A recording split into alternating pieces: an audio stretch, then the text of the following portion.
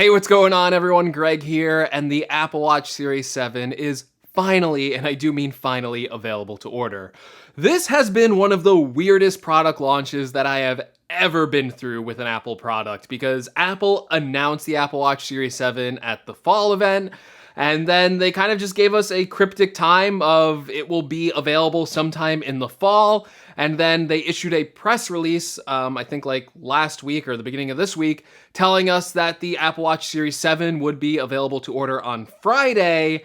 And like even before the Apple Watch went up, like a day before or hours before the product page for the Apple Watch Series 7 went up, there was no tech spec pages, no order pages with the pricing details listed. So this seems like last minute, very thrown together stuff. And even if you go on the website right now, as I'm making this video, I still can't find a complete tech spec page for the Series 7. But besides that, in this video, I want to talk about why I ordered an Apple Watch Series 7, some of the reasons why I'm choosing the cellular option, which is the option I think you should choose as well, and why I think that the Apple Watch Series 7 is actually a bigger upgrade than you might think. First off, let me tell you what Apple Watch I ordered. So I ordered the 45mm version of the Series 7 Apple Watch in the new green color. Of course, that's in the aluminum finish. And I also ordered as a second option a stainless steel version of the Apple Watch. The reason why I ordered two is because I wasn't sure what material I wanted exactly. I do like the aluminum finish, but I'm not necessarily sure if I want a green watch to wear all the time. I'm really gonna have to see it in person and kind of decide if I want that.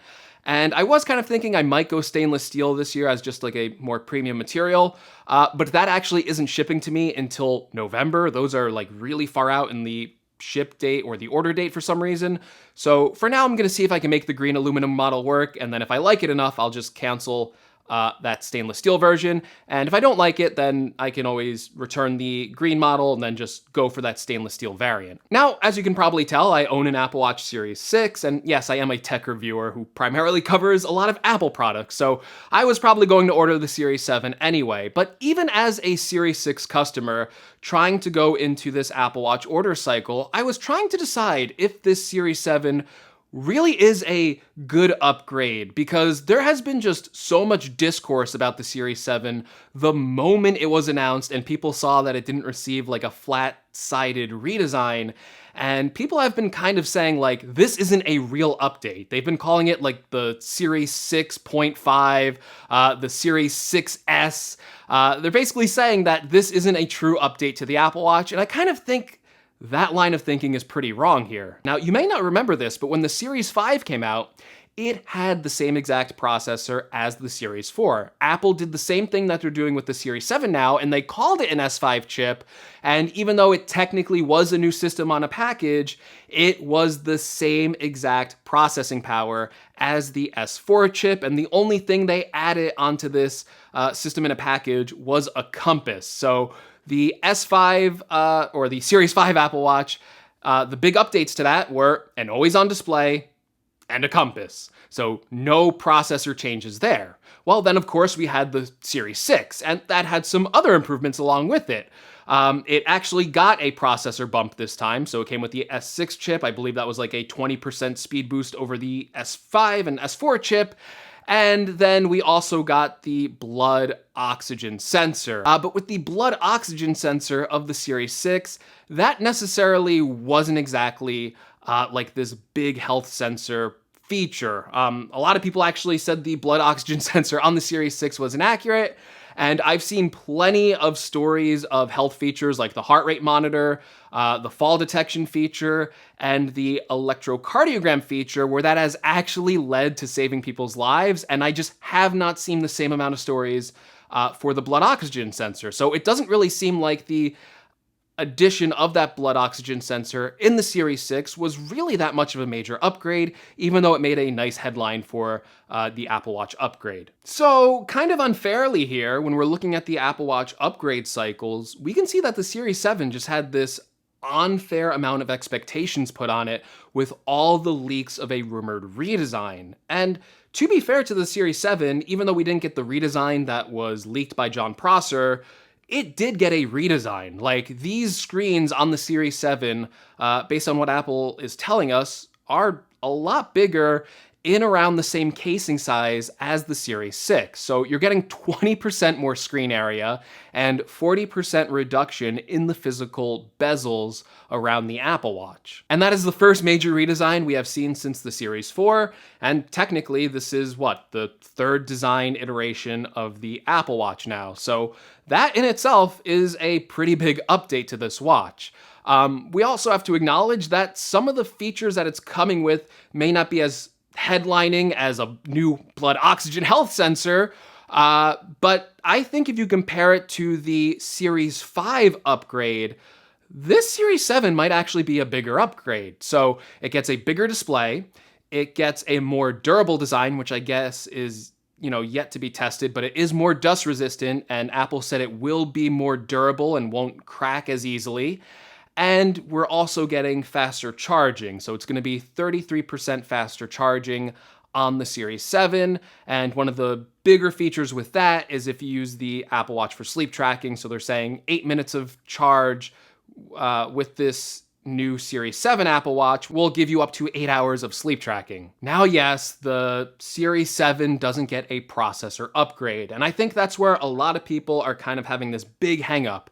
They're looking at the tech spec pages, they're looking at the, processors, and they're going, hey, Apple's calling this the S7 chip, but you know what? It's the same exact performance as the S6 chip.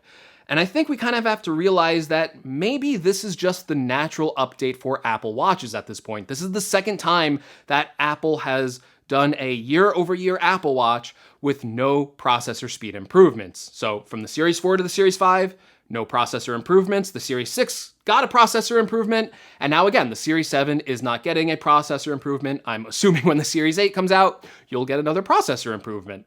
And I think that's kind of the cadence of these Apple Watch update cycles. They're going to be little features added rather than, radical or revolutionary features every single time. So I think maybe when we get a couple of the new health sensors, hopefully in a few years, maybe those will be really life-changing. But I think in terms of everyday features, I just don't expect to see radical upgrades to the Apple Watch at this point. I feel like it's getting to be a more mature product. But with that being said, I think the Series 7 does have one really important upgrade to it that could make it a pretty radical change going into the future, depending on how Apple wants to play their Apple Watch sales strategy.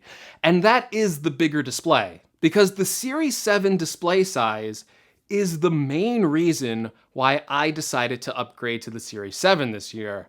And that is because of not only the user interface getting a redesign to make the buttons a little bit more easier to press, or for Apple to add even more detailed complications in some of the watch faces and letting you add up to 2 big complications, but also because of the functionality of that screen size. So the Series 7 is going to be the first Apple Watch where Apple will natively ship a keyboard on the watch. They have never done this before. And on this keyboard, you're actually going to be able to tap to type. Can't wait to try that out and see if it's reliable. And swipe to type, which I think will probably be the more useful way of using that keyboard. But up until now, we haven't had a full native keyboard on the Apple Watch. There was a third-party one that got taken down by Apple.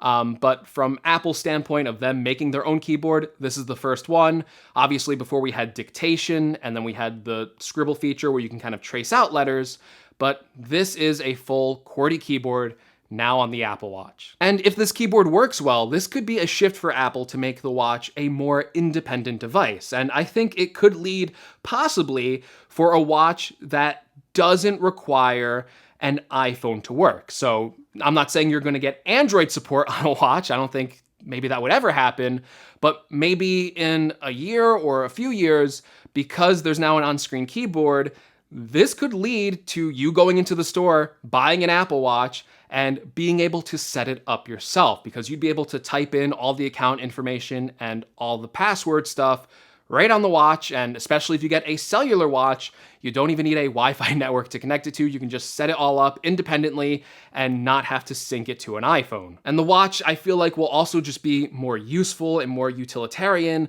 because that keyboard will make me use the watch a lot more, I think, especially for like typing out messages, emails, reminders, or other areas where dictation was inconvenient, or when like scribbling out like an entire long message would have just taken too long. So this keyboard feature, I think, could really kind of be a game-changing feature for the Series 7 and really change the way that I use my Apple Watch now. And all the other improvements with this are kind of like gravy on top. So 33% faster charging is nice. The more durable design is great. So with the aluminum models now, the glass is going to be stronger. So hopefully it doesn't crack when you fall on it or something like that. And also it's going to have an always-on brighter display. That's actually another big feature to me. I really like the always-on display on the Apple Watch. And Apple says this new one's going to be 70% brighter indoors. That might not sound like the biggest deal, but one of the reasons why I like the always-on display is I kind of like the way it looks. So even as I hold up my watch now, you can kind of see the details, but indoors it is a little bit dimmer. So by having an always-on display that's brighter indoors, I just think it's gonna make the watch actually just look better as a product. And I guess it'll also be a little bit more legible too, but it'll actually look like a watch on your wrist rather than like a black square. So I like that about the always-on display, and a brighter one, sign me up. So I'm a big fan of the Apple Watch. Obviously, it's played an important role in my life, helped me lose weight, and I got to use it a lot more because I really want to lose even more weight and get more active with it. But in terms of like upgrading year over year for Apple Watches, even though I'm choosing to do that this year, and that is, again, primarily focused because I run a tech channel, so I was probably going to buy this product to review anyway, but I am keeping it. I am going to be using it. Should you go out and upgrade to it is a personal decision on your end. If you're asking me, like, if you have a Series 6 and you want to run out and upgrade, I really think it's all dependent on if you think that keyboard is going to change the way you use your Apple Watch. And if you don't think it will, then I would just stay on the Series 6 or the Series 5 and wait for next year's update if you believe that's going to be more substantial and you feel like you need a speed improvement with the Apple Watch, which I kind of feel like I don't at this point. I feel like the Series 6 processor is really competent. But don't get me wrong, I would always take a speed increase if you're giving it to me. Like, I'm not saying that. I'm just saying, like, I don't feel like my watch is slow right now. I should probably also say why I got the cellular model and why I actually think that you should get the cellular model if you're watching this video. I know the regular Wi-Fi version is an attractive option, especially if you're the type of person that always just has your phone on you, because it is cheaper to get that model. It's like $129 cheaper. Just get the $400 Wi-Fi version. However, I find that the cellular Apple Watch is a lot more useful, and it really does change the way that you kind of feel about your phone. So when you leave the house, you really don't have that anxiety of, did I leave my phone behind, if you're the type of person that wears their Apple Watch every day, because you know you just have something that is constantly going to be connected. So, before I got an Apple Watch, I'd always be like, oh, I left my phone in the other room. I missed a message. I missed a phone call. I ran outside to go do something real quick, forgot my phone. And you kind of have like this fear of missing out feeling. If you have a cellular Apple Watch, you kind of don't have to worry about that. You'll get your messages on your wrist. You'll get email notifications. You'll get phone calls. You'll get Twitter notifications, all that stuff. So you don't have to feel kind of this feeling of you're, missing out and you always need to be glued to your phone. The cellular Apple Watch kind of helps manage that. Another reason I like is sometimes I just like to leave my phone at home. Sometimes I don't want to be distracted, but I still want to be able to have that emergency contact situation if I need it, and the cellular Apple Watch provides that, and also when exercising. If I'm running outside, I hate bringing my phone with me. I hate that feeling of it like bouncing in my pocket. So I like to have the cellular Apple Watch track my runs, and then also stream music through Apple Music with AirPods. It's quite a magical experience, and not having to worry about bringing my phone, having that uncomfortable feeling, that's enough for me to get the cellular upgrade. I know the additional $129 is a lot for some people, and then of course you have to pay a probably $10 a month fee to your wireless carrier too, just to access the data on the watch. But I feel like it's worth it. I feel like it really does make the Apple Watch a more useful product. And it's also great just to have a secondary product that has cellular service in case of emergency. So I don't know, maybe you drop and broke your phone and you really needed to get in contact with someone. Having the Apple Watch being able to do all that independently with a cellular network, It's just a really nice feature to have, gives you a lot of peace of mind. All right, so you all seem to like this video before when I told you why I bought an iPhone 13 Pro, so I figured why not try it for the Apple Watch Series 7. The one I made for the iPhone 13 Pro was the first time I ever made a video like this, so tell me if you liked it for the Apple Watch Series 7, if you liked my reasonings, and if you're gonna buy an Apple Watch Series 7, let me know in the comments below. Let me know why you're going to buy one, or why you're not going to buy one. And hey, if this video changed your mind, let me know. If you like this video, be sure to give me a like. If you want to see more from the channel, including a full Series 7 review, make sure you're subscribed. Should be doing that next week. And yeah, make sure you're subscribed because very close to 200,000. So if you're watching this and you're not subscribed, you got to this point, I'd appreciate the subscription. We'll get to 200,000, we'll throw a party. It'll be great. As always, thank you so much for watching this video, and I'll see you in the next one. Take care, everyone.